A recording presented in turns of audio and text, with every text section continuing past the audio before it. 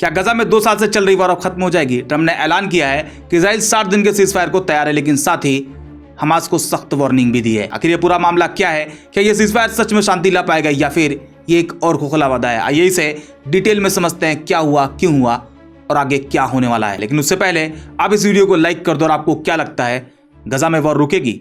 Comment में जरूर बता दो। गजा में इजराइल और हमास के बीच इस जंग ने पूरी दुनिया का ध्यान खींचा हुआ है। लाखों लोग बेघर हो चुके हैं, हजारों लोग मारे जा चुके हैं और हर तरफ तबाही का मंजर है। ऐसे में ट्रंप का यह नया ऐलान एक नई उम्मीद जगा रहा। 1 जुलाई 2025 को ट्रंप ने अपने social media platform truth social पर पोस्ट किया कि इजराइल ने गजा में 60 दिन के सीजफायर के लिए जरूरी शर्तों को मान लिया है। उनकी टीम ने इजरायली ऑफिशियल से लंबी और प्रोडक्टिव बात की और इजराइल ने हाँ बोल दी। ट्रंप ने यह भी कहा कतर और मिस्र इस फाइनल प्रपोजल को हमास तक ले जाएंगे और साथ ही उन्होंने हमास को एक सख्त चेतावनी भी दी, अगर तुमने ये डील नहीं मानी तो हाल और भी खराब होंगे। उनका कहना है it will not get better, it will only get worse. ये चेतावनी कोई मजाक नहीं है। ट्रंप का ये स्टेटमेंट दिखा रहा है कि वो मिडिल ईस्ट में अपना इन्फ्लुएंस यूज कर रहे हैं और हमास पर ये प्रेशर डाल रहे हैं कि वो डील एक्सेप्ट ही कर ले। ट्रंप का ये ऐलान इसलिए भी मायने रखता है क्योंकि ये सब 7 जुलाई से पहले हो रहा, जहां Israeli PM Benjamin Netanyahu Trump से मिलने के लिए वॉशिंगटन जा रहे हैं और ये मीटिंग ये डिसाइड करेगी कि ये डील आगे बढ़ेगी या फिर नहीं, ये डील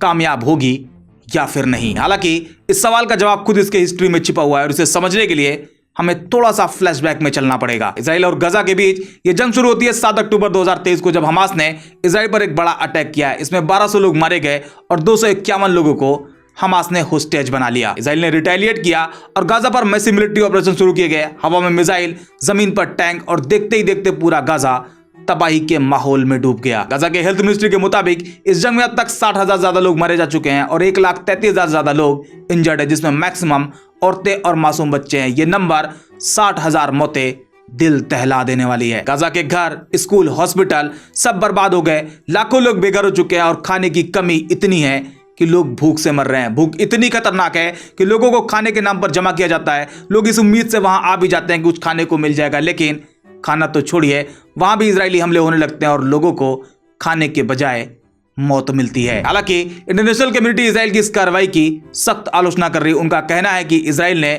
गजा में ह्यूमैनिटेरियन एड को रोक रखा है, जबकि दूसरी तरफ इजराइल उल्टा हमास पर यह आरोप लगाता है कि हमास खुद ही एड को रोकता है। आपको क्या लगता है, ये बात थोड़ी सी बकवास नहीं लगती? कोई अपने ही लोगों के रिसोर्सेज क्यों रोकेगा? क्यों अपने ही लोगों को भूख से मरने देगा? अच्छा, यहां पर कोई कुतर्क कर सकता है कि यह एक्शन इसलिए पॉसिबल है ताकि दुनिया पैलेस्टाइन की तरफ ध्यान दे और उन्हें उनकी जमीन वापस दिलवाए। तो भाई, जब भूख की वजह से लोग मरी जाएंगे तो उस जमीन पर रहेगा कौन? ऐसे में यह कहना हमास खुद अपने ही लोगों की एड रोकता है, ये प्योर बकवास है। इंटरनेशनल कोर्ट ऑफ जस्टिस और इंटरनेशनल क्रिमिनल कोर्ट ने इजराइल पर जेनोसाइड और वॉर क्राइम के एलिगेशन लगाए हुए हैं, लेकिन इजराइल कहता है कि नहीं, हम तो आतंकवाद से लड़ रहे हैं। लेकिन जब आप गाजा के मंजर देखते हैं, टूटा हुआ इंफ्रास्ट्रक्चर, बिखरे हुए घर और रोते हुए बच्चे, तो दिल में सवाल उठता है, क्या यही आतंकवाद है? आखिर ये सब क्यों हो रहा?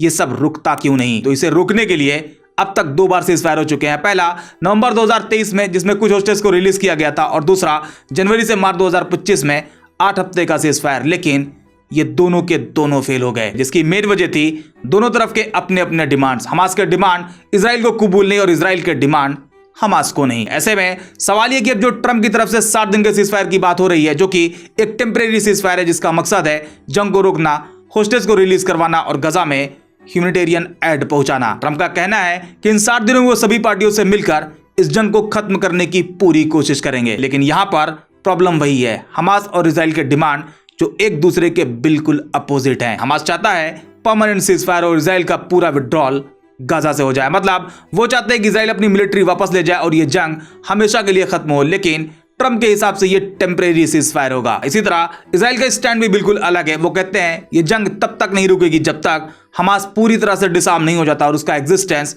गाजा से खत्म नहीं हो जाता। दोनों की अलग अलग बातें हैं। ऐसे में सीजफायर कामयाब कहां से होगा? जब सहमति ही नहीं बन पाएगी तो कैसे वॉर रुक जाएगी? और यही वजह है कि पहले के सीजफायर फेल होते रहे हैं। इससे पहले भी मई 2025 में स्टीव विटकॉफ ने एक 60 दिन का सीजफायर प्रपोज किया था, जिसमें 10 जिंदा होस्टेज और 18 डेड बॉडी के रिलीज की बात शामिल करी गई थी। लेकिन हमास ने इसे ठुकरा दिया क्योंकि हमास के मुताबिक इसमें परमानेंट सीजफायर और इजराइल विड्रॉल की बात कहीं भी नहीं थी। और अब ये जो नया प्रपोजल है, ये भी उसी रास्ते पर है। अब ये काम करेगा या फिर नहीं, इसका जवाब तो अब आप खुद ही दे सकते हो। इसके अलावा कतर और इजिप्ट जो कि इस सीजफायर के मीडिएटर्स है, ये दोनों कंट्रीज लंबे टाइम से इजराइल और हमास के बीच मिडिलमैन का काम कर रहे हैं, क्योंकि इजराइल और हमास डायरेक्ट बात नहीं करते। कतर और इजिप्ट उनके मैसेजेस और प्रपोजल को एक दूसरे तक पहुंचाते हैं। और अभी हाल ही में कतर ने इजराइल और ईरान के बीच भी एक सीजफायर करवाया जो कि 12 दिन तक चली वॉर के बाद पॉसिबल हुआ। इससे कतर का डिप्लोमेटिक इन्फ्लुएंस काफी बड़ा हुआ है और अब वो गाजा पर भी फोकस कर रहे हैं, जो कि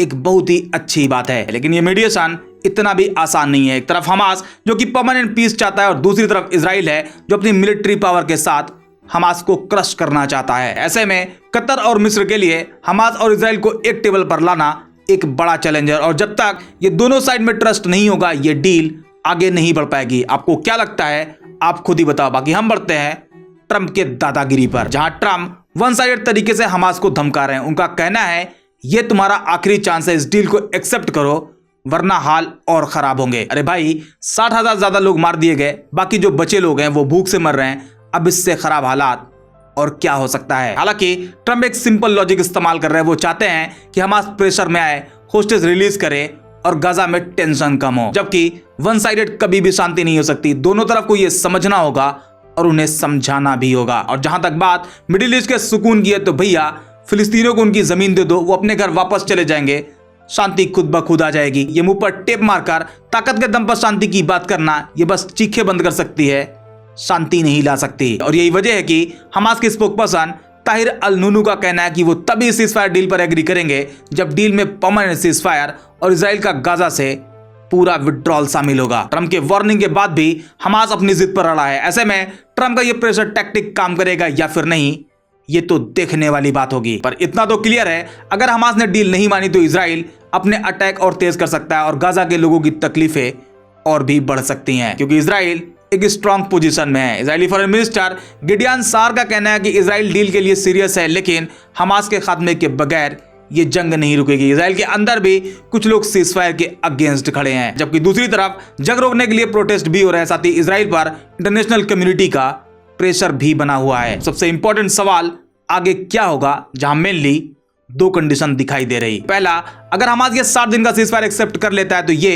एक बड़ा स्टेप होगा, होस्टेज रिलीज होंगे, गाजा में ह्यूमैनिटेरियन एड पहुंचेगा और शायद ये जंग खत्म होने की बात आगे भी बढ़ेगी। ये गाजा के लोगों के लिए थोड़ी सी राहत ला सकता है। गाजा के लोगों के लिए उनकी जिंदगी इस वक्त हेल में है, no food, no shelter, no safety, लेकिन इस सीजफायर से उन्हें थोड़ा सा सुकून जरूर मिल जाएगा। जबकि अगर हमास इस डील को रिजेक्ट करता है तो ट्रंप की वार्निंग के मुताबिक इजराइल अपने हमले और बढ़ा देगा। आपको क्या लगता है, ये सीजफायर अगर हो जाता है तो क्या ये काम करेगा या फिर पिछली बार की तरह बस एक डील बन के रह जाएगा?